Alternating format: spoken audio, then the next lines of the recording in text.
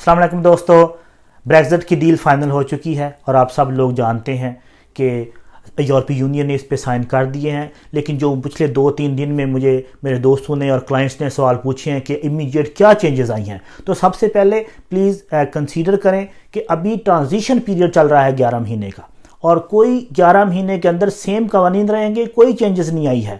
Travel के हवाले से आप आ भी सकते हैं, जा भी सकते हैं, कोई वीज़ा नहीं चाहिए। और मोर लाइकली जब ट्रांजिशन पीरियड ख़त्म होगा तब भी आयरलैंड और यूके के दरमियान एक कॉमन ट्रैवल एरिया एग्रीमेंट है, उसी को अपहेल्ड किया जाएगा और कोई खास चेंज नहीं आनी। यूरोपीय यूनियन के हवाले से होगा, लेकिन उनको भी 3 महीने का फ्री ट्रैवल वीज़ा दिया जाएगा, फिर जाके चेंजेस आएंगी।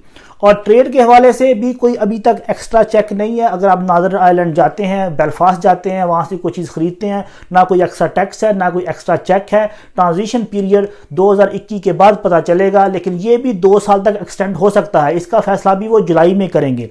और जो ऑलरेडी सेटल्ड हैं उनके लिए एक सेटल्ड स्कीम दी गई है, चाहे वो फैमिली रह रही है, चाहे वो काम कर रहे हैं, या पेंशनर हैं, वो यूके में रह रहे हैं या आयरलैंड में रह रहे हैं, उनका वही सेटल्ड जो भी उनका स्कीम होगी उसके तहत उनको सेम कवानीन रहेंगे, उनको सेम राइट्स मिलेंगे। और लाइसेंस के हवाले से यूके का लाइसेंस और आयरलैंड का लाइसेंस अभी तक कोई चेंजेस नहीं है, बिल्कुल एक्सेप्टेबल है और उस पर आप काम कर सकते हैं। तो आप अगर इसके ऊपर मजीद अपडेट चाहते हैं तो मेरा यूट्यूब चैनल को सब्सक्राइब करें। इंशाल्लाह टाइम टू टाइम आपको अपडेट हम देते रहेंगे। अभी फ़िलहाल किसी किस्म का कोई पैनिक नहीं है। मेरा फेसबुक पेज लाइक कीजिए। Thank you very much for watching.